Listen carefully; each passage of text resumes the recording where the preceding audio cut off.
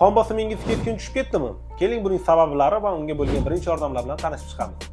Qon bosimining keskin tushib ketishiga asosiy sabablardan biri yana yurak qon tomir sistemasi, ya'ni infarkt va boshqa yurak qon tomir kasalliklari sabab bo'lishi mumkin. Ikkinchisi esa asab tizimiga bog'liq bo'lgan, ya'ni juda ham kuchli stress, bemorning tushkunlikka tushishi, kayfiyati yoki juda ham kuchli qo'rquv hisobiga kelib chiqishi mumkin.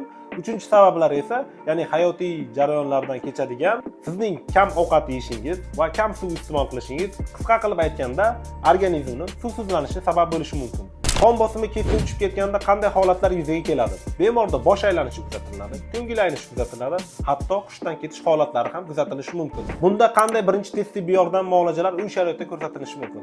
Qon bosimi keskin tushib ketgan bemorni zudlik bilan uni chalqancha yotqizish kerak va uni oyoqlarini 45 gradus yoki 20-30 sm tepalikka ko'tarib qo'yish kerak. Buning asosiy maqsadi oyoq qon tomirlaridagi qonni markaziy sistemalarga, ya'ni yurak qon tomir va bosh miyaga yetib borishini ta'minlash hisoblanadi. Dori vositalaridan esa vrach ko'rigidan yoki kerakli tekshiruvlardan o'tmasdan turib, hech qanday dori vosita iste'mol qilmagan ma'qul. Uy sharoitida esa kofein, ya'ni bu kofe tarkibida bor, kofe, shirinlik yoki iliq suv ichishingiz mumkin va zudlik bilan 103 mashinasini chaqirib, qon bosimini tushishiga sabab bo'lgan omillarni tezlik bilan aniqlash kerak.